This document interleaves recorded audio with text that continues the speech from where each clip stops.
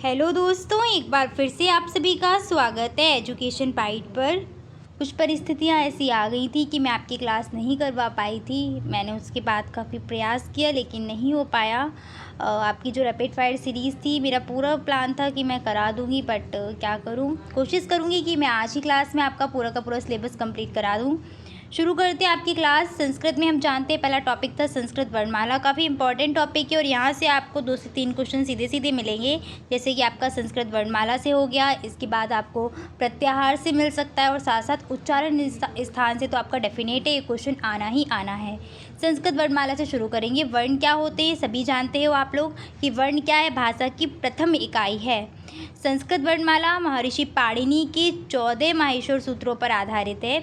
और वो 14 माहेश्वर सूत्र कौन से हैं? तो पहला है अ ई ऊड़ा, रील रीका, ऐ ओ अंग, ऐ ओ चा, हय वरट, लड़ यम गर्णम, झब ई, घट दश, जबगढ़ दश, खफ छटत चट तव, कप य, शस सर हल। ये 14 माहेश्वर सूत्र आपको दिए गए हैं। और इनसे प्रश्न कैसे पूछा जाता है? तो आपसे सीधे सीधे क्वेश्चन दे दिया जाएगा कि जो वर्गों के पंचम वर्ण हैं वो माहेश्वर सूत्र में कौन से क्रमांक पर हैं? तो बताइए, यमगर्णम कहाँ पर आया था? 7वें नंबर पे। कौन से नंबर पे है ये?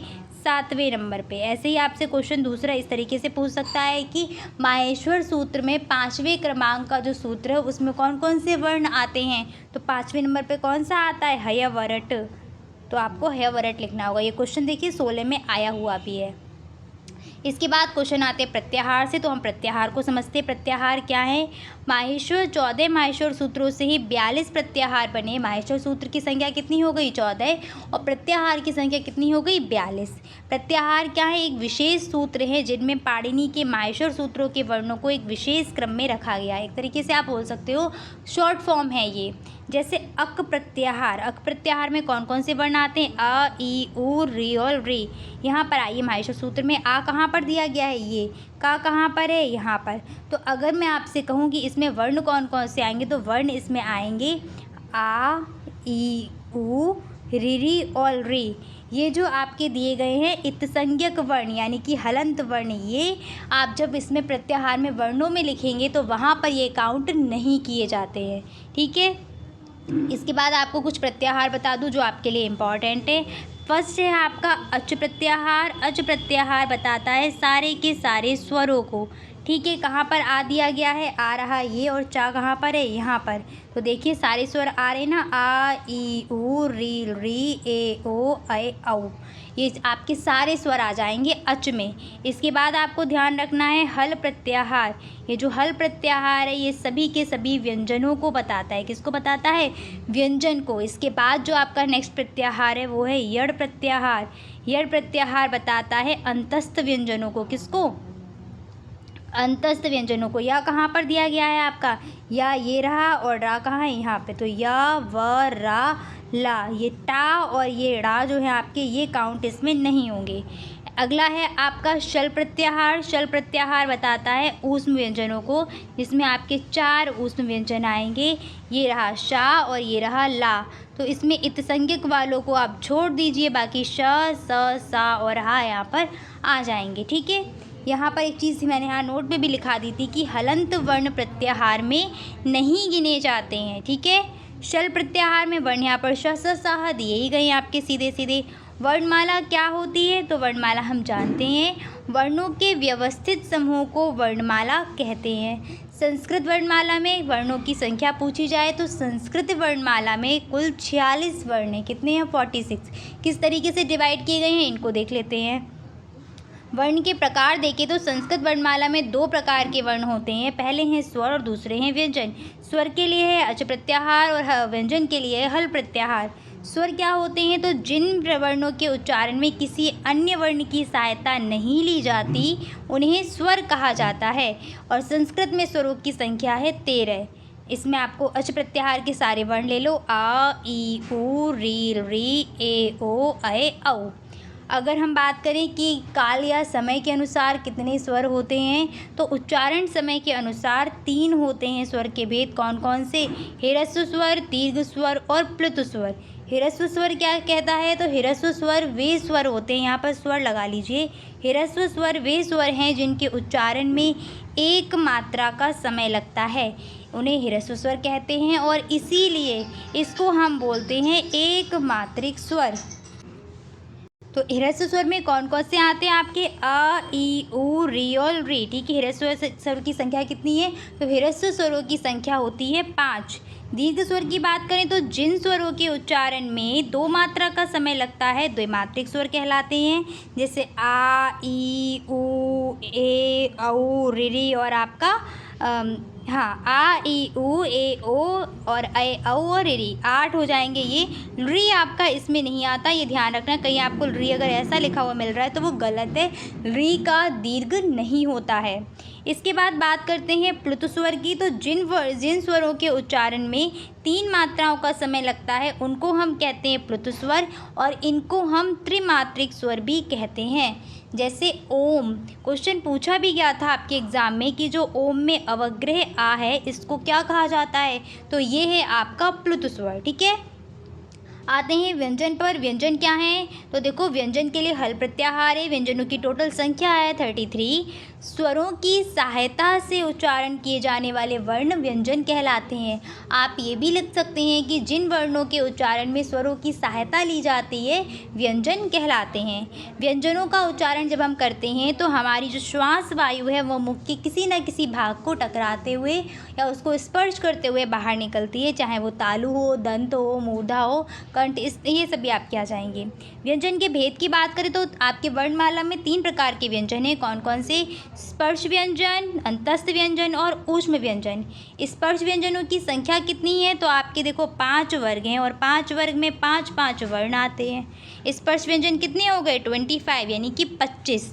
अंतस्थ व्यंजन की संख्या कितनी है? अंतस्थ व्यंजन है 4 और ऊष्म व्यंजन कितने? तो ये भी 4 है। तो 25, 4 मिला के टोटल 33 अंतस्थ व्यंजन हो जाते हैं। ठीक है, अंतस्थ में कौन कौन से आएंगे? तो य, र, ला, व ये आ जाएंगे और ऊष्म में आपका आ जाता है श, स, सा और हा। ठीक है, आगे बढ़ते हैं। अगला क्या है आपका? स्पर्श व्यंजन क्या है? तो जिन व्यंजनों के उच्चारण में जीभ मुख के अलग अलग स्थानों को स्पर्श करती है उन्हें स्पर्श व्यंजन कहा जाता है। स्पर्श व्यंजनों की संख्या कितनी है? 25 है। कौन कौन से आएंगे? तो का वर्ग, चा वर्ग, टा वर्ग, ता वर्ग और पा वर्ग। इनके सभी देखो, सभी वर्ग में 5-5 वर्ण है, तो ये सारे आपके स्पर्श व्यंजन हो जाएंगे। अंतस्थ व्यंजन की बात करें तो जिन व्यंजनों के उच्चारण करते समय जीभ पूरी तरह से उच्चारण अवयवों को स्पर्श नहीं करती है उन्हें अंतस्थ व्यंजन कहते हैं। इसके लिए प्रत्याहार है आपका यड़ प्रत्याहार। और बात करें कौन कौन से वर्ण आते हैं, तो वर्ण आते हैं य, व, र, ला। संख्या कितनी है? 4 संख्या है और इनको अर्ध स्वर भी कहते हैं। कौन कौन से? या और वा। आगे बढ़ते हैं उस व्यंजन। तो जिन व्यंजनों के उच्चारण में हवा जो है हमारी या श्वास है वो रगड़ खाते हुए ऊष्मा लेकर बाहर निकलती है या गर्म होकर बाहर निकलती है उनको हम बोलते हैं ऊष्म व्यंजन। ऊष्म व्यंजन की संख्या कितनी है? तो 4 संख्या है और इसमें कौन कौन से वर्ण आएंगे? श, स, सा, हा। प्रत्याहार कौन सा है? तो शल प्रत्याहार इनके लिए प्रयोग किया जाता है। संयुक्त व्यंजन की बात करो तो संस्कृत वर्णमाला में तो संयुक्त व्यंजन को कोई स्थान नहीं दिया है, फिर भी संयुक्त व्यंजन होते क्या हैं? तो 2 वर्णों के मेल से जो एक वर्ण बनता है वो होता है आपका संयुक्त व्यंजन। जैसे क्ष, त्र, ज्ञा और श्रा। शा कैसे बना? तो का और शा को मिलाकर क्षा बन गया। ता, रा मिलकर त्रा, जा और या मिलकर ज्ञा, शा और रा मिलकर श्रा। ठीक है, एक चीज़ ध्यान रखना, जो पहला इसका वर्ण होगा ये हलंत रहेंगे, क्योंकि एमसीक्यू क्वेश्चंस में वो क्या करते हैं आपसे कि इसमें हलंत नहीं लगाते हैं। समझ रहे हैं ना आप? इसमें हलंत नहीं लगाई जाएगी। और वहीं पर आपका जो रहता है आप वहाँ पर कंफ्यूज हो जाते हैं, तो इस चीज़ को ध्यान रखना कि जो हलंत लगी हो जहाँ पर पहले वर्ड में वही आपका सही आंसर रहेगा। इसके बाद संस्कृत वर्णमाला में संयुक्त व्यंजन को कोई स्थान नहीं दिया, ये मैंने आपको नोट पॉइंट में लिखा दिया है। अयोगवाह किसे कहते हैं? तो अयोगवाह जो है वो ना तो स्वर होते हैं और ना ही व्यंजन होते हैं। ठीक है, अयोगवाह में आपका अनुस्वार विसर्ग यानी कि अंग और आहा आ जाएगा आपका। अगर बात करो संस्कृत में कितने हैं आपके अयोगवाह, तो संस्कृत में अयोगवाह 4 होते हैं। अनुस्वार, विसर्ग, फिर आपका इस तरीके से पा और फा लिखना जिसको उपधमानीय बोलते हैं, और ए सिंबल बनाकर का और खा लिखोगे तो ये बन जाएगा आपका जिह्वा मूल्य। ठीक है, समझ में आ गई बात। तो ये आपके 4 हो जाएंगे अयोगवाह। अनुनासिक वर्ण क्या है? तो अनुनासिक वर्ण वे वर्ण होते हैं जिनके उच्चारण के समय जो हवा है वो नासिका और मुख दोनों से निकलती है, अनुनासिक वर्ण हो जाएंगे। इसमें आपके प्रत्येक वर्ग के 5वें वर्ण आ जाते हैं। नेक्स्ट टॉपिक है आपका वर्णों का उच्चारण स्थान। तो इसमें पहला है आपका सूत्र, अकुह विसर्जनीय नाम कंठा, यानी कि आ, का वर्ग, हा और विसर्ग का उच्चारण कहाँ से करेंगे? कंठ से करेंगे। इसके बाद इचु यशा नाम तालु, यानी कि ई, चा वर्ग, या और शा का उच्चारण करते हैं तालु से। क्लियर। ऋटुर्षा नाम मूर्धा, रिरी, टा वर्ग, रा और शा का उच्चारण किया जाता है मूर्धा से। नेक्स्ट लितुलसा नाम दंता, री, तावर्ग, ला और सा का उच्चारण करते हैं दंत से। नेक्स्ट है उपपद्य मानिया नाम ओष्टो, उ, पावर्ग और उपधमानीय का उच्चारण स्थान क्या है? ओष्ट है। नेक्स्ट है यमगणा नाम नासिकाश, यानी कि जो आपके प्रत्येक वर्ण के 5वें वर्ण हैं, पंचम वर्ण है, उनका उच्चारण कहाँ से किया जाता है? नासिका से। नेक्स्ट है ए दैतो कंठ तालु, यानी कि ए और अय का उच्चारण स्थान क्या रहेगा? कंठ तालु। नेक्स्ट है ओ दौतो कंठोष्टम, यानी कि ओ और औ का उच्चारण स्थान क्या है? कंठोष्ठ। कंठ और ओष्ठ दोनों की सहायता से बोले जाते हैं। अगला है वकारस्य दंतोष्टम, यानी कि जो वा है आपका इसका उच्चारण कहाँ से होगा? दंतोष्ठ से होगा। जिवा मूल्यस्य जिवा मूलम, यानी कि जिवा मूल्य जो आपको बताए थे अभी अयोगवाह में, इनका उच्चारण होता है जिवा मूल से। नेक्स्ट है नासिकानुस्वारस्य, यानी कि अनुस्वार का जो उच्चारण स्थान है वो क्या है? नासिका है। संस्कृत में अयोगवाह की संख्या कितनी है? तो संस्कृत में 4 अयोगवाह होते हैं। पहला अनुस्वार, विसर्ग, तीसरा है आपका उपपद्यमानीय और चौथा है जिह्वा मूल्य। प्रयत्न की बात करें तो वर्ण के उच्चारण के समय या उसकी उत्पत्ति के समय और फिर उसको उच्चारित करते समय जो बोलता है, वक्ता है, उसको जो भी प्रयास करने पड़ेंगे अंदर से और बाहर से, वही प्रयास कहलाते हैं प्रयत्न। प्रयत्न 2 प्रकार के होते हैं। पहला है आभ्यंतर, दूसरा है बाह्य। आभ्यंतर प्रयत्न क्या होते हैं कि जब वर्ण की उत्पत्ति हो रही है तो वर्ण की उत्पत्ति के समय मुख के अंदर जो भी प्रयास किया जाएगा वही प्रयास कहलाएगा आभ्यंतर प्रयत्न। आभ्यंतर प्रयत्न के भेद कितने होते हैं? तो 5 भेद होते हैं आभ्यंतर प्रयत्न के। कौन कौन से? स्पृष्ट, ईषद स्पृष्ट, ईषद विव्रत और विव्रतम और साथ साथ अगला क्या है? संव्रतम। अब देखो स्पृष्टम में क्या आता है? सूत्र है स्पृष्ट प्रयत्नम स्पर्शानाम। तो सूत्र आपको याद नहीं करना है इसका, सीधे सीधे याद कर लो कि स्पृष्ट में आते हैं सारे के सारे स्पर्श व्यंजन, यानी कि स्पर्श वर्ण। ईषद स्पृष्ट में आते हैं अंतस्थ वर्ण। ईषद विव्रत में आते हैं ऊष्म वर्ण। विव्रत में आते हैं सभी के सभी स्वर और संव्रत में आते हैं ह्रस्व आ। क्लियर हो गया? ज़्यादा कुछ इसमें भारी भरकम याद नहीं करना है आपको। मैंने यहाँ पर चार्ट के थ्रू भी आपको बता दिया था। स्पृष्ट, ईषद स्पृष्ट, ईषद विव्रतम, विव्रतम और संव्रतम। स्पृष्ट में का वर्ग से पा वर्ग तक आएंगे। ईषद स्पृष्ट में सारे के सारे आपके अंतस्थ व्यंजन। ईषद विव्रत में ऊष्म व्यंजन। विव्रत में स्वर और संव्रतम में ह्रस्व आ। बाह्य प्रयत्न की बात करते हैं तो मुख से जब वर्ण का उच्चारण करते हैं तो उस समय जो बाह्य प्रयास या बाह्य चेष्टा जो की जाती है वही कहलाता है बाह्य प्रयत्न। इनकी संख्या होती है 11। विवार, संवार, श्वास, नाद, घोष, अघोष, अल्पप्राण, महाप्राण, उद्दात, अनुदात, स्वरित। ये 11 इनके भेद हैं और जो इम्पॉर्टेंट है आपको ध्यान रखने हैं वो है घोष, अघोष, अल्पप्राण और महाप्राण। ठीक है। विवार, श्वास, अघोष में आता है खर प्रत्याहार। संवार, नाद, घोष में आता है हर्ष प्रत्याहार। अल्पप्राण में आते हैं वर्ग के पहले, तीसरे, 5वें वर्ण, साथ साथ अंतस्थ व्यंजन प्लस या वर वाला लिख लीजिए। और अगर हम बात करें महाप्राण की तो इसमें प्रत्येक वर्ग का दूसरा, चौथा यानी कि 24 और 24 के साथ में ऊष्म, यानी कि 24 लोगों ने ऊष्मा ग्रहण की, ऐसे ट्रिक बना लो।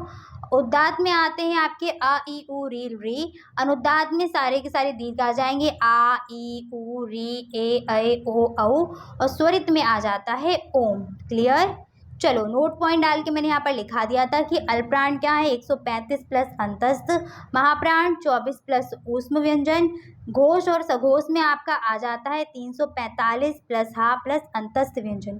ठीक है, यहाँ पर करेक्ट कर लेना, शायद नोट्स में ये पहले जब क्लास हुई थी तब वहाँ पर इनकरेक्ट था, सुधार लो अपना। अघोष अघोष में आता है आपका 12 प्लस श सहा। ऐसे याद कर लो, 12 अघोई लोग सड़क पर चल रहे थे। इस तरीके से आप ट्रिक बना सकते हैं। चलिए, संस्कृत वर्णमाला में कुल वर्ण होते हैं 46, स्वरों की संख्या होती है 13, व्यंजन होते हैं 33, ह्रस्व स्वर होते हैं 5 और दीर्घ स्वर होते हैं 8। नेक्स्ट टॉपिक है आपका संधि। तो संधि क्या होती है? संधि का शाब्दिक अर्थ होता है मेल या फिर जोड़। दो वर्णों के मेल से उत्पन्न विकार को हम संधि कहते हैं। संधि के मुख्य 3 भेद हैं, स्वर संधि, व्यंजन संधि और विसर्ग संधि। स्वर संधि क्या है? तो दो स्वरों के मेल से जो विकार उत्पन्न होता है वो स्वर संधि कहलाती है। स्वर संधि के मुख्य 5 भेद हैं और कुल 8 भेद हैं। 5 भेद कौन कौन से जो आपको तैयार करने वो हैं? दीर्घ संधि, गुण संधि, यड़ संधि, वृद्धि संधि और अयाधि संधि। बाकी के जो 3 भेद हैं, पूर्व रूप, पर रूप, प्रकृति भाव, ये 3 अलग हैं। वैसे मैंने आपको सारी संधियाँ ऑलरेडी कराई हुई हैं, बट यहाँ पर मैं केवल 5 संधियाँ पढ़ाने वाली हूँ आपको। दीर्घ, गुण, यड़, वृद्धि और अयाधि संधि। दीर्घ संधि का सूत्र जो है वो होता है अकः सवर्णे दीर्घः।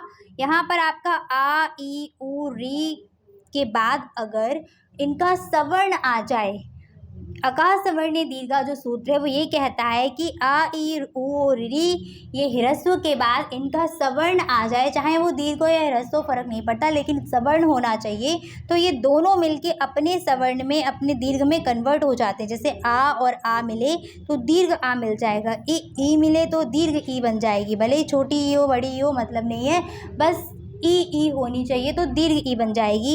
ऐसे उ ह्रस्व और दीर्घ उ मिले तो उ बन गया, ह्रस्व उ मिले तब भी उ बन जाएगा। और री के साथ भी सेम है। एग्जाम्पल देखो, विद्या प्लस आलया। संधि में ध्यान रखना कि पहले पद का अंतिम वर्ण और दूसरे पद का प्रारंभिक वर्ण मिलते हैं तो क्या बन जाएगा? विद्यालयः। कपिधन ईश, कपि का ई और ईश का ई मिले तो क्या बन गया? कपीशः। भानु प्लस उदया, भानु का उ और उदया का उ मिलके क्या बन जाएंगे? भानुदया। पितृ प्लस ऋणम, पितृ का रि और इसका री, ये दोनों री मिलके क्या हो गए? दीर्घ हो गए, पितृणम। यहाँ पर आपको अंतर इस तरीके से दिख रहा होगा नीचे। गुण संधि क्या है? तो गुण संधि का सूत्र है आदि गुणा। इन सबके सूत्र याद कर लेना। इसका सूत्र बहुत बार एग्जाम में पूछा गया है। अकः सवर्णे दीर्घा जरूर याद रखिएगा। गुण संधि का सूत्र होता है आदि गुणा। ये सूत्र क्या कहता है कि आ के बाद ई, उ, री और री आने पर दोनों की जगह पर क्रमशः क्या होगा? ई होगी तो ए हो जाएगा, ओ होगा उ होगा तो ओ हो जाएगा, री होगी तो अर हो जाएगा, री होगी तो अल हो जाएगा। दोनों मिलके क्या बन गए? ए। आ और उ मिलके बन गए ओ, आ और री मिलके बन गए अर, आ और री मिलके बन गए अल। एग्जाम्पल देखो, सुर प्लस इंद्रहा। सुर में अंतिम वर्ण क्या है? आ और इंद्रहा में प्रथम वर्ण क्या है? ई। आ और ई मिलके क्या बने? ए। क्या बन गया? सुरेंद्र। महा प्लस उत्सवः, महा आ प्लस और उत्सवः का उ, आ प्लस उ मिलके क्या बन गए? महोत्सवः। ठीक है। देव प्लस ऋषि, देव का आ और ऋषि का ऋ, आ और री मिलके क्या बनेगा? अर। तो क्या बन गया? देवर्षि, देवर्षि या महर्षि। महा प्लस ऋषि महर्षि बन जाएगा। तब प्लस ऋकार, यहाँ तब का आ और ऋकार का री जब मिले तो क्या बन गया? तबलकारः। अल बन जाता है ना, वहाँ से बन जाएगा। नेक्स्ट वृद्धि संधि। वृद्धि संधि का सूत्र होता है वृद्धि रेचि। आ और ए मिलके यहाँ बन जाएंगे आपके अय, आ और ओ मिलके बन जाते हैं औ। ठीक है। आ और ए और अय, दीर्घ और ह्रस्व दोनों ही यहाँ पर आ जाए। दीर्घ और ह्रस्व क्या? छोटा ए बड़ा ए, इस तरीके से इनको याद कर लो। ए और अय बनने। ठीक है। आ के बाद ए और अय आता है तो कन्वर्ट हो जाता है अय में। आ के बाद ओ और औ आता है तो कन्वर्ट हो जाएंगे दोनों औ में। जैसे 1 प्लस 1, तो यहाँ का क्या है? अंतिम वर्ण आ है और इसका प्रारंभिक वर्ण क्या है? ए है। ये दोनों मिलके क्या बन जाएंगे? अय। और क्या बन गया? एक अय कहा। सदा प्लस एव, आ और ए मिले क्या बना? सदैव। जल प्लस ओदः, आ और ओ जलौदः।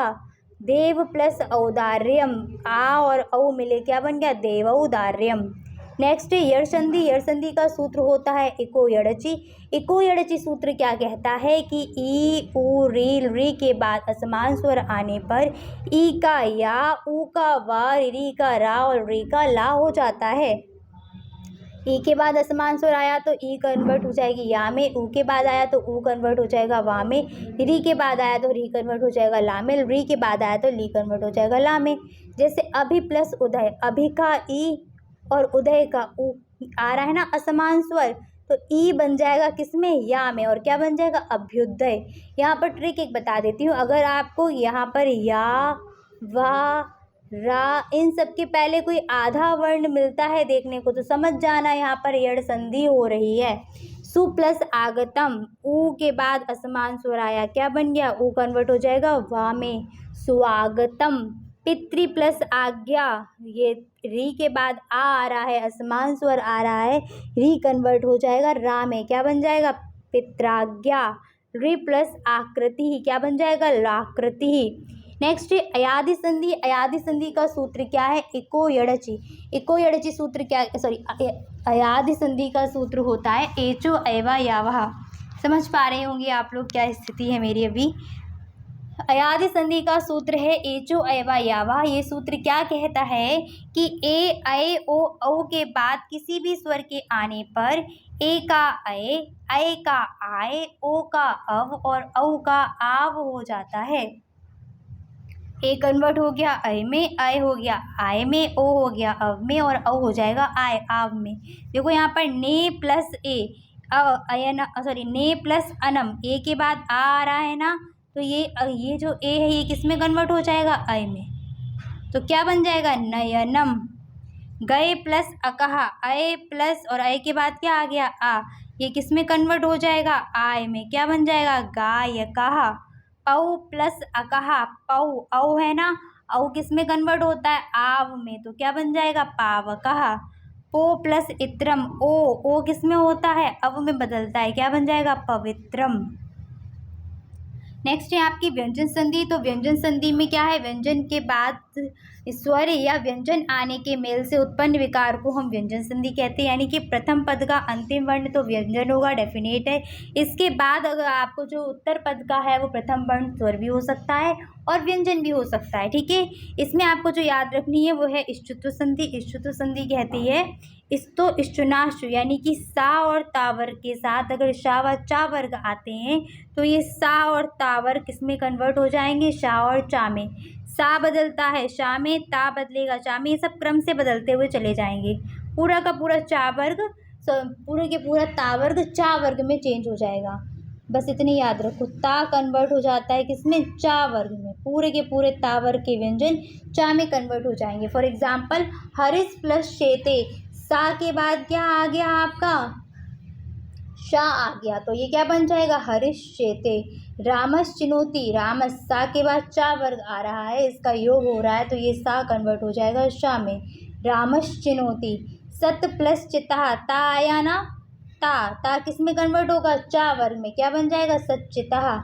उद प्लस जोलाहा, दा यानी कि ता वर्ग का है, तो ता था दा धा, दा किस में बदलना चाहिए, यहाँ पर जा में बदलना चाहिए, तो क्या बन गया, उज्ज्वला। इसको यहाँ करेक्ट करो, ये दोनों जा आधे बनेंगे, ठीक है, उज्ज्वला, इसको करेक्ट कर लेना, दोनों जा आधे बनेंगे। अगला है मृत्युन प्लस जया, तो मृत्युन ना किस में कन्वर्ट होगा, यहाँ में, तो मृत्युंजया, ठीक है। नेक्स्ट है इष्टुत्व संधि। इष्टुत्व संधि का सूत्र होता है इष्टुनाष्टु। इष्टुनाष्टु सूत्र क्या कहता है कि सा व ता वर्ग के बाद श व टा वर्ग के आने पर या इनका योग होने पर पूरा का पूरा सा व ता वर्ग श व टा वर्ग में चेंज हो जाता है। सा दंती सा बदल जाएगा मूर्धन्य सा में, ता बदल जाएगा टा में, था बदल जाएगा ढाम डा में, दा ढा में, धा ढा में, इस तरीके से सारे के सारे बदल जाएंगे। एग्जाम्पल देखो, तत् प्लस टीका क्या बन जाएगा, तट्टिका, क्योंकि ता के बाद टा आया है, ये ता किस में बदलेगा, टा में। दुस प्लस ता, यहाँ पे ता बनाएंगे, ठीक है। तो सा के बाद क्या आ रहा है, ता आ रहा है, और ता किस में बदलता है, टा में, तो बन जाएगा दुष्टा। उद प्लस डयनम, दा के बाद क्या आया है, टा वर्ग, तो देखो दा किस में कन्वर्ट होना चाहिए था, दा बदलना चाहिए था डा डलिया में, तो यहाँ पर वही कर दिया उड्डयनम। नेक्स्ट है जश्व संधि। जश्व संधि का सूत्र क्या होता है? झलाम जशुवंते। झलाम जशुवंते सूत्र कहता है कि वर्ग के पहले, दूसरे, तीसरे, चौथे वर्ण के बाद कोई भी स्वर या व्यंजन आता है तो ये जो वर्ण होंगे वो अपने ही वर्ग के तीसरे वर्ण में कन्वर्ट हो जाएंगे। ठीक है, फॉर एग्जाम्पल वाक प्लस ईशः, वाक का वर्ग का आ रहा है ना, और इसके बाद कोई भी स्वर या व्यंजन आएगा तो ये का किस में बदलेगा? अपने तीसरे में, यानी कि का तीसरा कौन सा होता है? गा। ठीक है, च का तीसरा क्या होता है? जा होता है। तो चा वर्ग का कोई भी व्यंजन आएगा वो जा में बदल जाएगा। अच प्लस अंतः, चा वर्ग है, स्वर आया, क्या बन जाएगा? अजंता। जगत प्लस ई, ता आया, ता के बाद कोई भी व्यंजन, ता का तीसरा क्या है? त थ द दवात, तो क्या बन जाएगा? जगदीशा। सट प्लस आननः, टा वर्ग आ रहा है, अपने तीसरे में बदलेगा, टा का तीसरा क्या होता है? ट ठ ड डलिया, क्या बन गया? सडाननः। शुद्ध प्लस धा, धा किस वर्ग में आता है? ता में। तो ता वर्ग का कोई भी व्यंजन हो, ता हो, था हो, धा हो, सब बदलेंगे किसमें? दा में ही चेंज हो जाएंगे, तो बन जाएगा शुद्ध। शुद्धः। चित्त प्लस आननः, चिदानंदः, सही, हाँ, चिदानंदः। दिक् प्लस गजः, दिग्गजः बन जाएगा। सुप प्लस अंतः, सुबंतः। ठीक है, नेक्स्ट है आपकी तोड़ली संधि। ये कहती है कि ता वर्ग के बाद ला अगर आता है तो पूरा का पूरा ता वर्ग ला में कन्वर्ट हो जाएगा। जैसे तत् प्लस लीन, तल्लीन। उद प्लस लिखित, उल्लिखित। ये देखो ता वर्ग था, पूरा का पूरा ला में चेंज हो जाएगा। मत प्लस लीन, मल्लीन। विद्वान प्लस लिखित, विद्वान लिखित। अनुनासिक संधि इंपॉर्टेंट है, ध्यान रखना, इसको क्वेश्चन पूछा गया था आपका वांग्मय एक बार। अनुनासिक संधि क्या कहती है कि कोई भी व्यंजन वर्ण के बाद अगर पांचवा वर्ण आता है तो वो अपनी वर्ग के पांचवे में कन्वर्ट हो जाएंगे। जैसे वाक प्लस मयम, का वर्ग का पंचम, यहाँ मैं सभी वर्ग के पंचम लिख देती हूँ।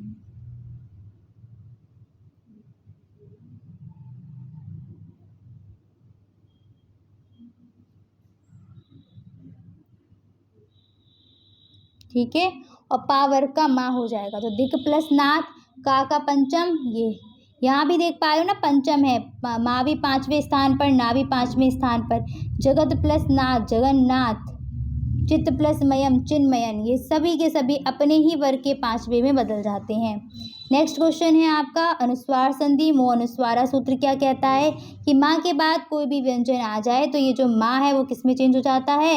आपका अनुस्वार में चेंज हो जाएगा। क्या बन जाएगा? हरिम प्लस वंदे, हरिम वंदे। रामम प्लस नमति, रामम नमति। नेक्स्ट टॉपिक है आपका समास। तो समास क्या होता है? समास शब्द सम उपसर्ग में अस धातु में घई प्रत्यय लगाकर बना हुआ है। सम उपसर्ग में हमने क्या लगाया? अस धातु लगाई, और अस धातु में लगा दिया घई प्रत्यय। कौन सा प्रत्यय? घई प्रत्यय। और इनको मिला के हमारा बन जाता है समास। समास का शाब्दिक अर्थ होता है संक्षेपीकरण, यानी कि आपका संक्षिप्त रूप भी आप लिख सकते हो। इसकी परिभाषा है अनेक पदानाम एक पदी भवनम समासा, यानी कि अनेक पदों का एक पद हो जाना ही समास कहलाता है। डेफिनेशन आप इसकी हिंदी में लिख सकते हैं अगर समास आए तो। ठीक है, सम सनम समासा, तो संक्षेपीकरण को भी हम समास कहते हैं।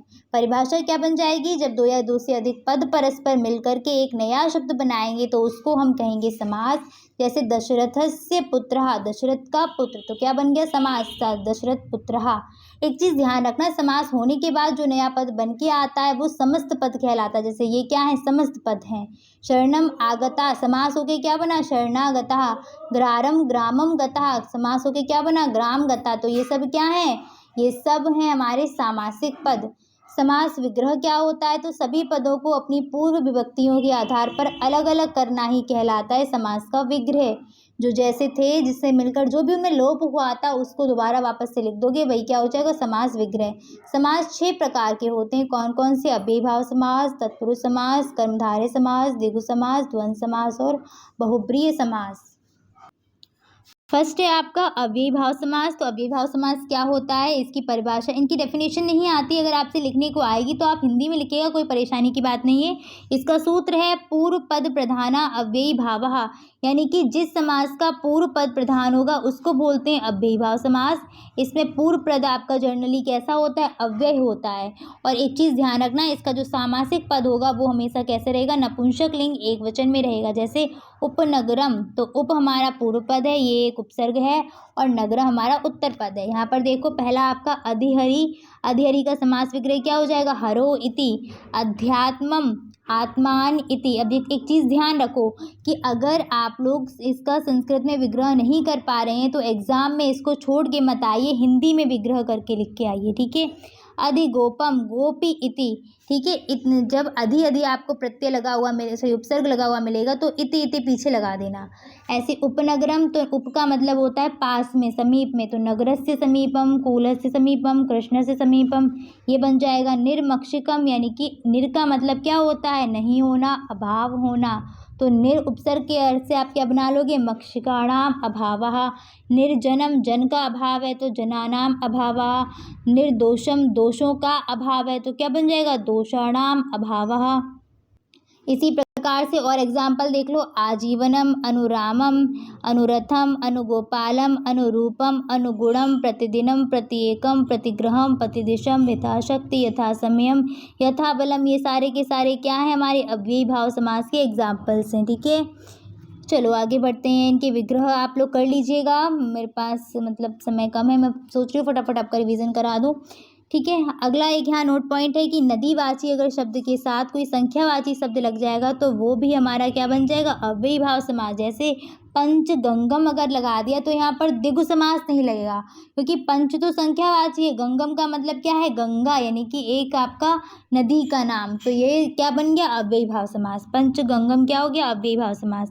तत्पुरुष समास का सूत्र क्या है, उत्तर पद प्रधाना तत्पुरुषा, यानी कि जिस समास में उत्तर पद की प्रधानता होती है उसको बोलते हैं तत्पुरुष समास, ठीक है। इसमें पूर्व पद में द्वितीय विभक्ति से लेकर सप्तमी तक का लोप रहता है, क्लियर। जैसे शरणागता, शरणम आगता, तत्पुरुष के भेद होते हैं दो, समानाधिकरण और व्यधिकरण। समानाधिकरण में क्या होता है, पूर्व पद और उत्तर पद दोनों में समान विभक्ति होती है, और व्यधिकरण में पूर्व पद और उत्तर पद में असमान विभक्ति होती है। इतना डिटेल्स में आपको जाने की ज़रूरत नहीं है। व्यधिकरण के 6 भेद होते हैं, जो भेद आपको शायद आपको एग्जाम में ये नहीं लिखना होगा कि ये द्वितीय तत्पुरुष है, तृतीय, आपको सिर्फ तत्पुरुष लिखना होगा। तो मैं फटाफट से इसके एग्जाम्पल आपको बता देती हूँ। सुख प्राप्तः, सुख को प्राप्त। भयापन्ना, भय से आपन, भय को आपन हो जाएगा ना तो भयम आपन्ना। स्वर गता, स्वर को गता, स्वर को गया हुआ। ग्रामम गता, गाँव को गया। कृष्णासित क्या हो जाएगा, कृष्ण पर आश्रित हो जाएगा, ठीक है। तृतीय तत्पुरुष का भेद देख लो, ज्ञानहीना, तो ज्ञानेन हीना बन जाएगा। नेत्रहीना, नेत्राभ्याम हीना। नख भिन्ना, नखे भिन्ना, ये सब विभक्तियों से लग रहे हैं, तृतीय विभक्ति सभी में लग रही है। धर्मम रक्षिता, धर्मेन रक्षिता। पाद खंजा, पादेन खंजा, देखो इन सभी पदों में तृतीय विभक्ति है और कुछ नहीं है। गुण मिश्रणा, तो गुणेन मिश्रः। आचार निपुणा, आचारेण निपुणा। तो चतुर्थी में क्या होता है, जिसमें आपका चतुर्थी विभक्ति का लोप हो, साथ साथ अगर कहीं बलि, हित और प्रयोजन या लाभ की बात करी जा रही हो वहाँ भी चतुर्थी विभक्ति होती है। फॉर एग्जाम्पल युपदारु, युपदारु का मतलब है कि युपाय दारु, यानी कि यज्ञ के लिए जो हम खंबे की लकड़ी लाते हैं उसी को बोलते हैं, यज्ञ के खंबे की लकड़ी को युपदारु। भूत बलि क्या हो जाएगा, भूतों के लिए बलि। गोहितम, गोभ्यम हितम, गाय के लिए हित हो जाएगा आपका। शकट दारू, शकट दारू का मतलब है शकट की लकड़ी, जो बैलगाड़ी होती है ना उसके लिए लकड़ी हो जाएगी आपकी। द्विजार्थ, द्विजार्थ का मतलब होता है ब्राह्मण के अर्थ में या ब्राह्मणों के लिए। धनार्थम यानी कि धन के लिए, ठीक है। इसी प्रकार से चौरभ्यम, व्याघ्रभ्यम, सिंहभीति, मार्गभ्रष्टः, अश्वपति, बंधन मुक्त, ये सारे के सारे क्या है, पंचमी तत्पुरुष। चौरभ्यम इंपॉर्टेंट है वो इसलिए क्योंकि यहाँ विभक्ति आप पता नहीं लगा पाओगे, बस ऐसे देखना, चोर से भय, और जब भय की बात करेंगे, डर की बात करेंगे तो वहाँ पर आ जाता है हमारी पंचमी, भय के साथ साथ रक्षा की। बाकी आप जानते ही हैं अपादान कारक है, यानी कि अलग होने के अर्थ में यहाँ पर पंचमी ज़रूर होगा। षष्ठी में क्या हो जाता है, जहाँ षष्ठी विभक्ति का लोप हो, राज सेवकः, राजपुरुषः, राजकुमारः, नरपति, दशरथ पुत्रः, रामानुजः, हिमालयः, देव मंदिरम, कृष्ण सखा, परोपकारः, परस्य उपकारः नहीं परेशान उपकारः करना है यहाँ पर, ठीक है, सही करना। चलो आगे बढ़ते हैं। आपका सप्तमी तत्पुरुष क्या कहता है, सप्तमी विभक्ति का लोप हो, जैसे कार्यकुशलः, रणकुशलः, युद्ध निपुणः, युद्ध में निपुण। नरोत्तमः, नरों में उत्तम। पुरुषोत्तमः, पुरुषों में उत्तम। मुनिश्रेष्ठ, हाँ मुनियों में श्रेष्ठ। अब ये मत कह देना पुरुषोत्तम में तो आपका बहुब्रीहि है, बिल्कुल है पुरुषोत्तम भगवान श्री राम, लेकिन ऐसा नहीं है कि एक पद में एक ही समास होगा, इस चीज़ को भी ध्यान रखिएगा। ठीक है, चलो आगे बढ़ते हैं। अगला क्या है आपका नई तत्पुरुष। तो ऐसा समास जिसका पहला पद नकारात्मक हो उसको नई तत्पुरुष कहते हैं।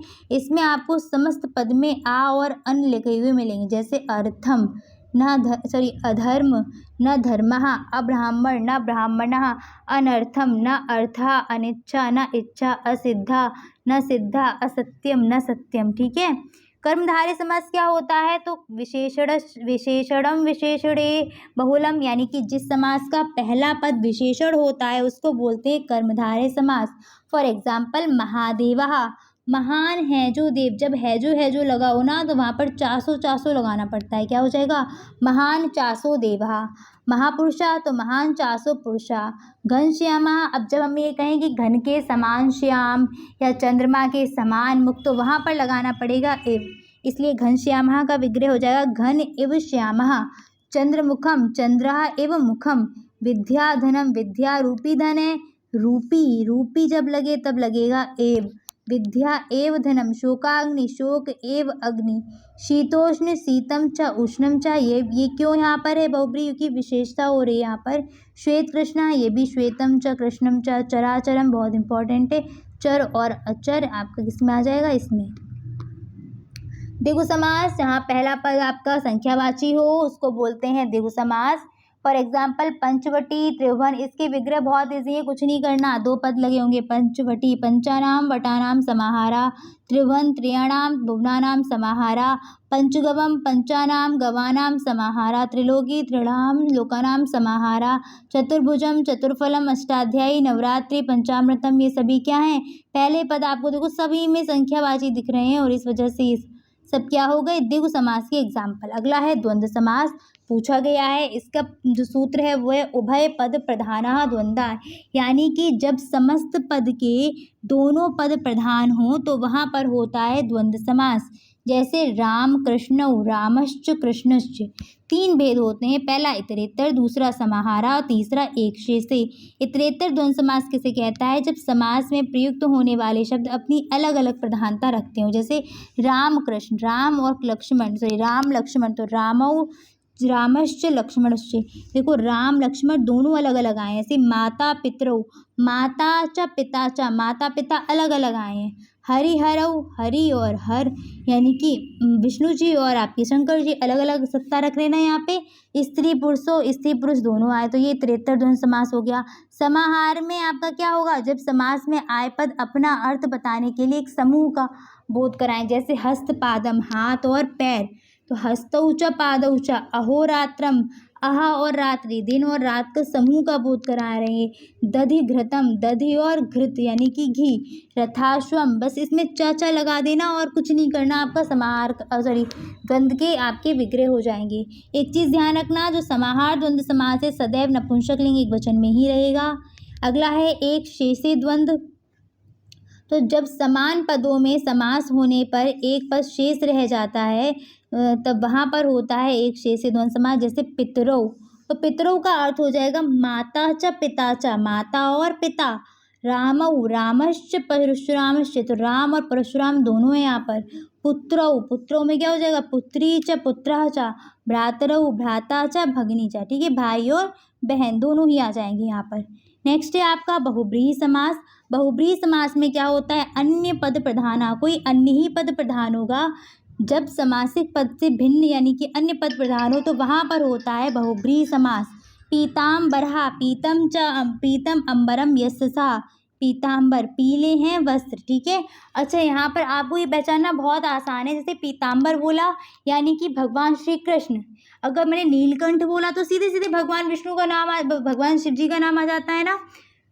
ऐसे ही आपका चक्रपाणी बोला तो कौन आ जाएंगे, विष्णु जी। तो आपके जैसे ही नाम लेते ही किसी और का ध्यान आए, समझ जाइए वो कहाँ वहाँ पर बहुब्रीहि समास है। लंबोदरः, लंबा है उधर जिसका, तो लंबम उदरम यस्य सः, यहाँ पर यस्य सः जरूर लगेगा, ठीक है।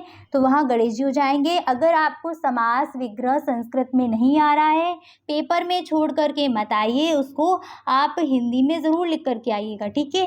बहुत संस्कृत की ऐसी बहुत सी चीज़ें हैं जो हम नहीं कर पाएंगे इतनी जल्दी, तो उससे अच्छा है कि आप प्रश्न का जो उत्तर है वो छोड़े ना कुछ अवश्य लिख करके आएँ, ठीक है। नीलकंठा नीलम कंठम यशसा, यानी कि भगवान शिव। नेक्स्ट आपका टॉपिक था शब्द रूप। तो देखिए शब्द रूप आप लोग खुद याद कर लीजिएगा। राम, पितृ, मातृ, युष्मद, अस्मद, हरि और नदी, इनके इंपॉर्टेंट है, इनके शब्द रूप देख लीजिएगा, कोई ना कोई फंस जाएगा आपका, बहुत ज़्यादा शब्द रूप नहीं आने हैं। अगला आपका टॉपिक है कारक और विभक्ति चिन्ह, तो उनको मैं पढ़ाती हूँ आपको। कारक या विभक्ति चिन्ह में क्या आ जाएगा, कारक किसे कहते हैं, तो कारक है आपका क्रियान्वयित्वम कारकत्वम, यानी कि क्रिया के साथ जिन शब्दों का सीधा संबंध रहता है उसको हम कहते हैं कारक। कारक चिन्हों को परसर्ग कहा जाता है और संस्कृत में कारकों की संख्या है 6, हिंदी में है 8।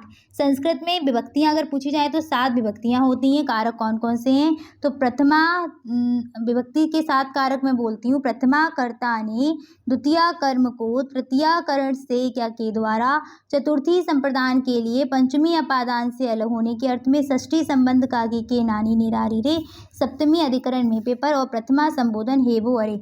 यहाँ पर आपके 2 कारक हैं जो नहीं गिने जाते, पहला षष्ठी और दूसरा आपका संबोधन वाला। तो टोटल आपके संस्कृत में कितने कारक हैं, 6 कारक रहेंगे।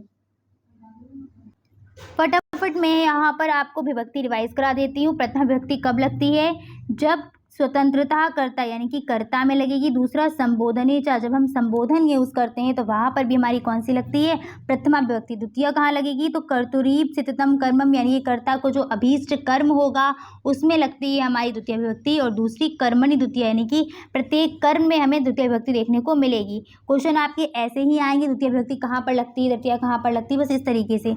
अकदितम चा सूत्र से क्या है, आपकी 16 द्विकर्मक धातुएं हैं जिनका योग अगर होगा तो वहाँ पर आपके कर्म में आपकी दूसरे कर्म में, द्विकर्मक धातुओं का मतलब क्या है, जहाँ 2 कर्म होंगे, ठीक है। तो एक कर्म में तो आपकी नॉर्मल कर्मण द्वितीया से विभक्ति आ जाएगी और दूसरे कर्म में आपकी अकदितम चा से आती है। अब वहाँ धातुएं कौन कौन सी हैं, तो दुह, याच, पच, दंड, रुद्र, प्रक्ष, ची, भ्रू, श्वास, जी, मथ, मुस, ही, हिरा, कृष, वह, ये सारी धातुएं। जैसे याच का मतलब याचना करना, ठीक है।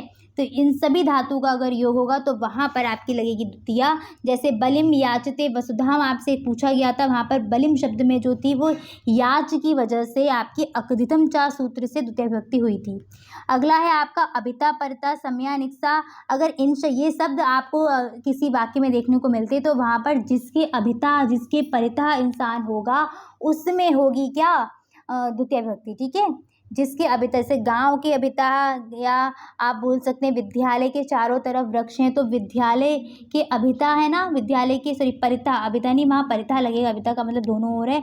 तो वहाँ पर जो विद्यालय में आएगी द्वितीया वो इसी सूत्र से आएगी, अभिता, परिता, समयानिक्सा से।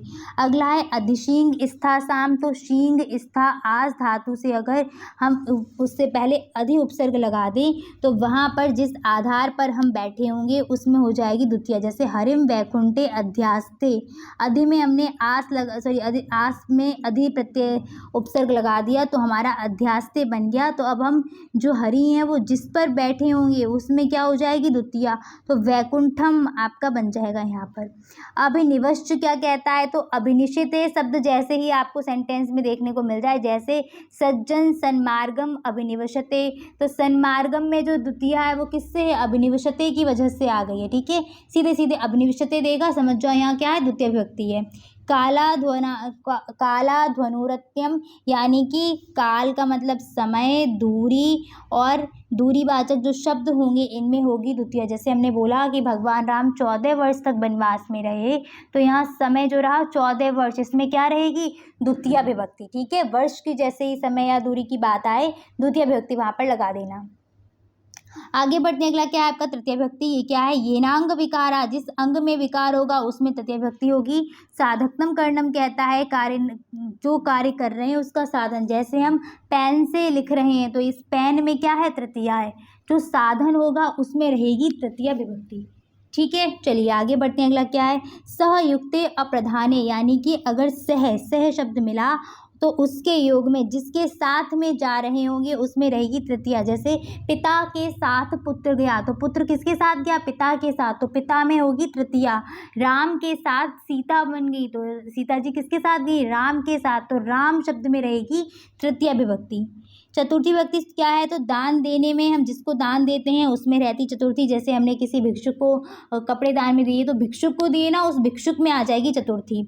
रुच्यर्था नाम प्रियमाणा कहता है कि जिसकी रुचि होगी उसमें रहेगी आपकी रुच्यर्था नाम प्रमाणा। एक चीज़ ध्यान रखना, रोचते रोचते वर्ण आपको लगा हुआ मिलेगा, ठीक है। जैसे बालक को मोदक पसंद, रुचि है बालक की मोदक में, तो आपको सेंटेंस बनेगा बालकाय मोदकम रोचते। रोचते मिला, रोचते देख के ही समझ जाओ कि बालक में क्या होगी, चतुर्थी विभक्ति, क्योंकि बालक की रुचि है। स्पृहेरीप्सितः क्या कहता है, स्पृह धातु, यानी कि वाक्य में स्पृह शब्द लगा हुआ मिलेगा। फॉर एग्जाम्पल अगर मैं आपको बताऊं, सहा धनाय स्पृहयति, यानी कि उसको धन की इच्छा है, धन किम की चाहत है उसको, तो धन जो आपका रहेगा उसमें क्या रहेगी, जिस चीज़ की चाहत होगी, धन की चाहत है ना, तो धन में चतुर्थी लगेगी। आपको सेंटेंस में ये स्पृह शब्द ट्रिक है आपकी, स्पृह जैसे देखा वैसे आप समझ जाओ यहाँ चतुर्थी विभक्ति है। अगला है नमः स्वस्ति स्वाहा सुधा अलम वसट योगाश, ये कहता है जिसको नमः करोगे, जिससे, ठीक है। देखो नमः मीन्स नमस्कार, स्वस्ति मीन्स कल्याण, स्वाहा मीन्स आहुति, अलम मीन्स पर्याप्त, और स्वधा मीन्स क्या होता है, पूर्वजों को देने वाली आहुति। इन सभी का अगर हम करेंगे तो इसमें जिसको हम ये सब कर रहे हैं उसमें आ जाएगी आपकी चतुर्थी। पंचमी, अच्छा क्रोध जलन ईर्ष्या ये सब होंगे तब भी हमारी क्या रहेगी, चतुर्थी विभक्ति। जिससे हम क्रोध कर रहे होंगे, हरि से क्रोध कर रहे हैं तो हरि में हो जाएगी। क्लियर। भय और रक्षा वाली धातुओं के साथ हम पंचमी का यूज़ करते हैं। क्वेश्चन आपका से डिट्टो क्वेश्चन यही पूछा गया था कि भयार्थक और रक्षार्थक धातुओं के साथ कौन सी विभक्ति आती है, तो पंचमी आती है। भू प्रवाह सूत्र से आती है कि जिस स्थान से कोई वस्तु निकल रही हो, जैसे हिमालय से गंगा निकल रही है तो हिमालय में हो जाएगी पंचमी। ध्रुवम पाए अपादानी सूत्र से क्या है, किसी चीज़ से अलग होने पर, ठीक है। यहाँ पर उत्पत्ति होने पर और यहाँ पर हो जाएगा अलग होने पर। षष्ठी संबंध बताने में यूज़ किया जाता है, और सप्तमी का मतलब है आधारो अधिकरणम, यानी कि जिस आधार पर आप बैठे होगे उस आधार में हो जाएगी सप्तमी विभक्ति। नेक्स्ट टॉपिक है आपका धातु रूप। तो धातु रूप देख लो, क्रिया के मूल रूप को ही हम धातु कहते हैं। जिन शब्दों से किसी कार्य का करना या होना पाया जाता है वो क्रिया कहलाती है। लकार क्या है, तो लकार हैं आपके काल या समय को बताते हैं। और लकार अगर संस्कृत में पूछे जाएं तो टोटल 10 लकार हैं। कौन कौन से, लट लिट लंग लोट विधिलिंग, लिट लुट लुंग लिंग आशीलिंग, जिसमें आपको 5 पढ़ने हैं। कौन कौन से, ये वाले 5। माध्यमिक स्तर पर यही 5 पढ़ाए जाते हैं। वचन कितने हैं, तो 3 वचन होते हैं, एक वचन, द्विवचन, बहुवचन। पुरुष कितने हैं, संस्कृत में 3 पुरुष हैं, प्रथम पुरुष, मध्यम पुरुष और उत्तम पुरुष। बात करते हैं आपकी कि ये कैसे चलेंगे, तो सह तौ ते सा ते ता स्त्रीलिंग, तत् ते तान ये आपका नपुंसकलिंग, और मध्यम में त्वम युवाम यूयम, और उत्तम में अहम आवाम वयम। क्लियर। धातु देख लीजिए, पठ के आप सारे के सारे लकारों में रूप याद करना। थर्ड सेमेस्टर में 5 लकार इंपॉर्टेंट हैं। कैसे चलेंगे, तो पठति पठता, पठन्ति पठसी पठता, पठत पठामी पठावा पठामा, लट लकार। लिट की बात करें तो पठिष्यति पठिष्यता, पठिष्यन्ति पठिष्यसि पठिष्यता, पठिष्यत पठिष्यामि पठिष्यावा पठिष्यामा। लंग की बात करें तो अपठत अपठताम, अपठन अपठा, अपठतम अपठत, अपठम अपठाव अपठाम, ठीक है। लोट की बात करेंगे तो पठतु पठताम, पठन्तु पठ पठतम, पठत पठानी पठाव और पठाम। यहाँ विसर्ग का ध्यान रखना, विसर्ग नहीं आती है यहाँ इसमें। विधिलिंग में पठेत पठेताम, पठेयु, पठे पठेतम, पठेत पठेयम, पठेव पठेम। इसी तरीके से लिख, भू, पा, गम, अस, दा, क्री, दृश्य, श्रु, इन सब के ये जो आपकी नीचे की मैं 3 को अंडरलाइन कर देती हूँ, इनके अच्छे से देख लेना। अस, दा, क्री, ठीक है। करोति कुर्ता कुर्वन्ति, इस तरीके से इसके आएंगे रूप, तो इसको ध्यान रखना, ठीक है। इसके बाद मैंने आपको PDF इस तरीके से प्रोवाइड करा दी थी, वो आपको डाल दिए। अगर नहीं हो तो आप मुझे कमेंट कर देना, तो मैं इसको डाल दूंगी, मुझे ध्यान नहीं है, ये वैसे डाली हुई है, इससे आप यहाँ से रिवाइज कर लेना, ठीक है। चलिए उपसर्ग प्रत्यय पर आते हैं फटाफट। वे शब्दांश जो किसी धातु या शब्द से पहले जोड़कर उसका अर्थ बदल देंगे उपसर्ग कहलाते हैं। टोटल आपके 22 उपसर्ग दिए गए हैं संस्कृत में।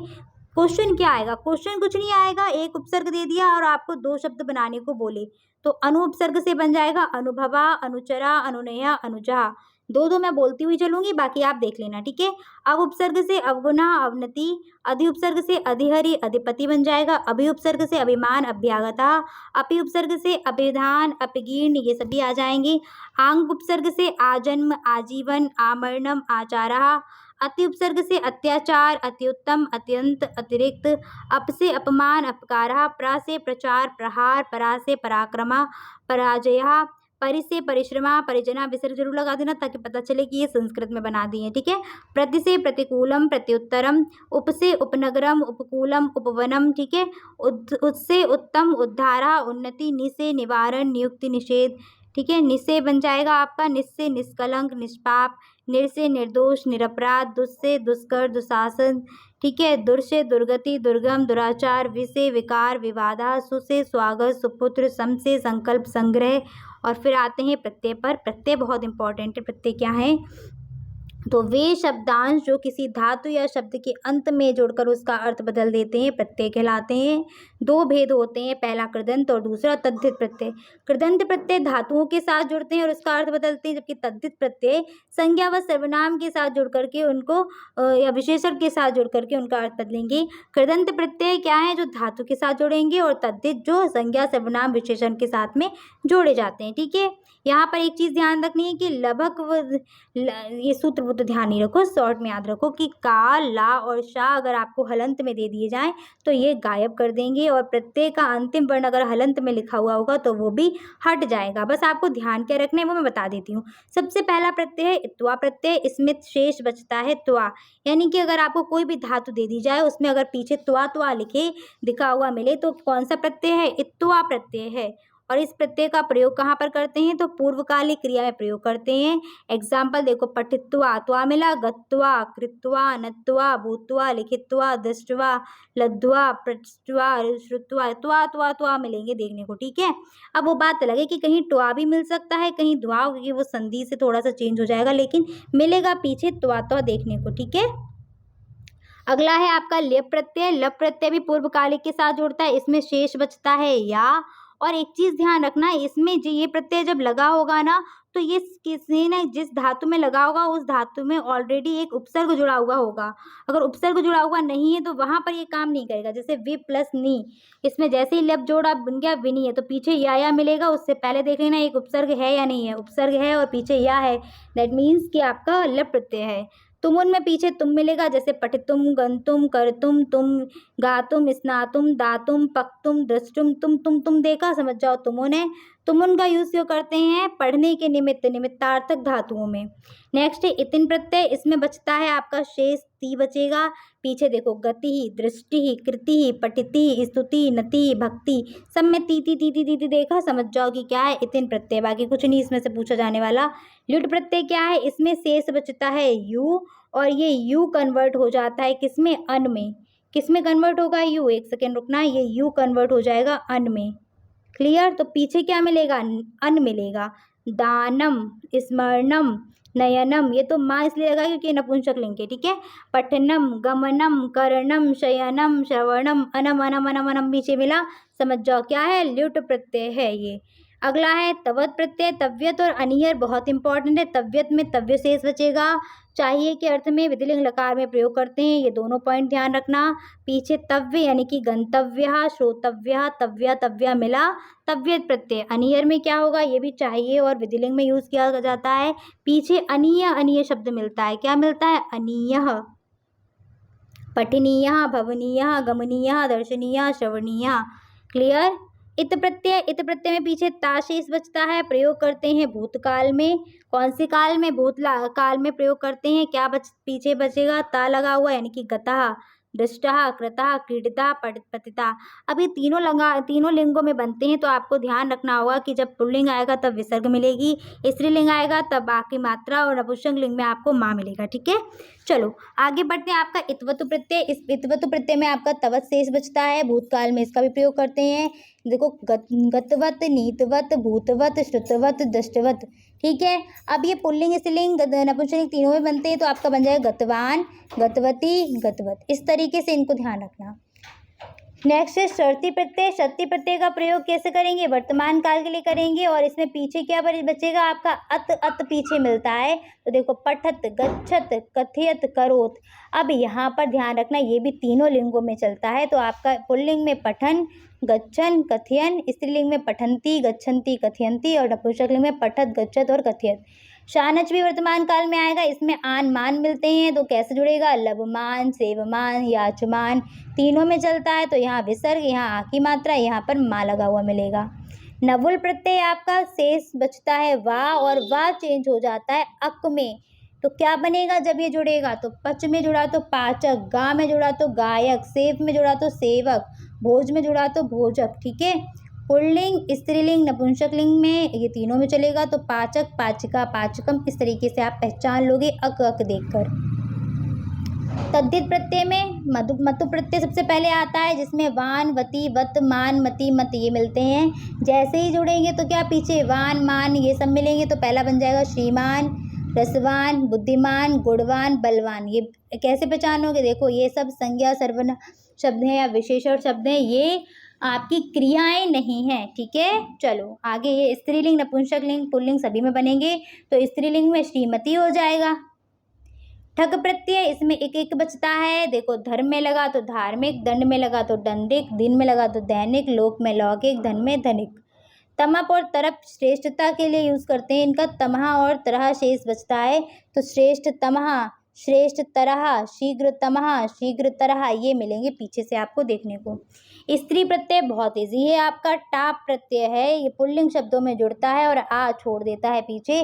जैसे बालक में जुड़ा तो बन गया बालिका, मूसक में जुड़ा तो मूसिका, सेवक में जुड़ा तो सेविका, याच में जुड़ा तो याचिका, वृद्ध में जुड़ा तो वृद्धा, वस में जुड़ा तो वस्ता। क्लियर हो गया?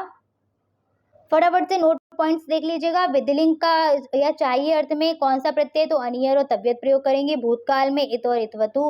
वर्तमान में शक्ति व सानिच पूर्वकालिक क्रिया के लिए इत्वा और लिय प्रत्यय। पश्चिम शब्द में कौन सा धातु प्रत्यय है? तो दृश धातु है और शर्ती प्रत्यय है।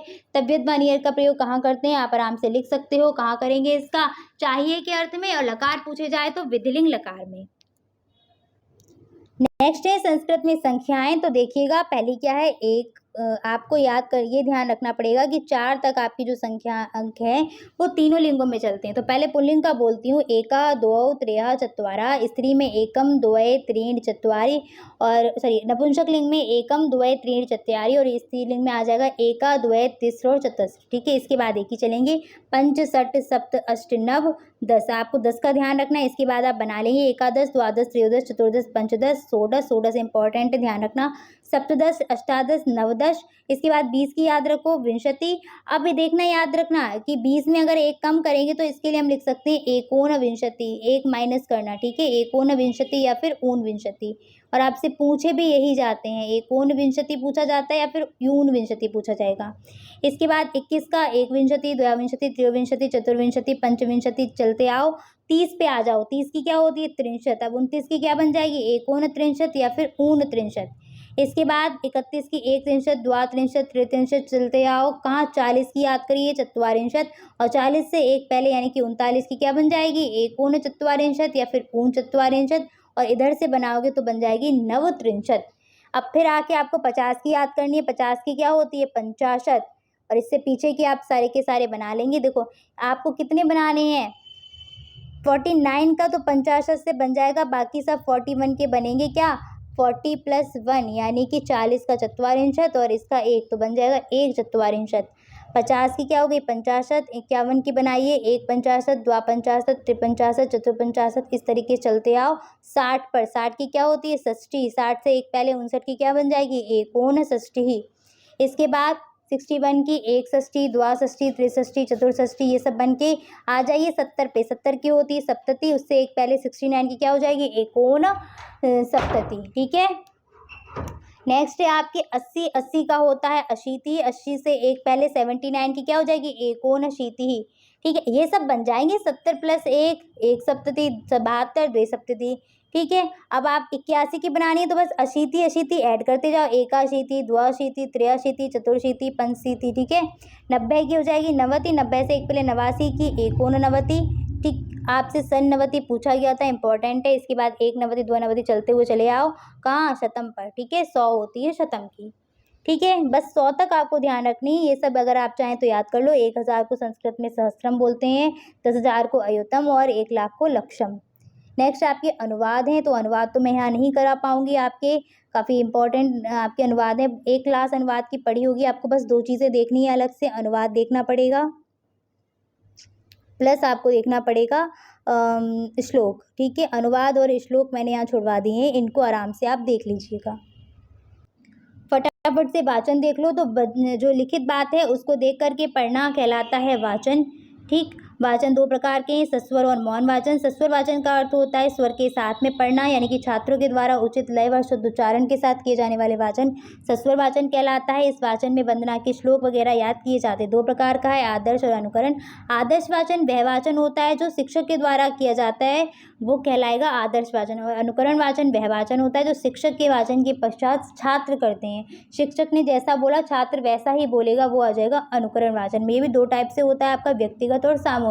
इसमें एक बच्चे से आप बुलवा सकते हो, सामूहिक में काफ़ी सारे बच्चों से एक साथ बुलवा पाएंगे। ठीक है, ससुर वाचन के उद्देश्य क्या हैं, तो विषय वस्तु को पढ़कर अर्थ व भाव ग्रहण करना, आत्मविश्वास जागृत करना, भाषा प्रवाह स्पष्टता का विकसित करना, उनकी झिझक दूर करना, शब्दोच्चारण में वृद्धि करना और शब्द भंडार भी उनका बढ़ाना। मौन वाचन लिखित सामग्री को मन में चुपचाप पढ़ना मौन वाचन कहलाता है। 2 प्रकार का है, द्रुत वाचन, गंभीर वाचन। द्रुत क्या होता है, जल्दी जल्दी पढ़ना, जब हम रिवीजन करते हैं फटाफट फटाफट फटाफट पढ़ते हैं।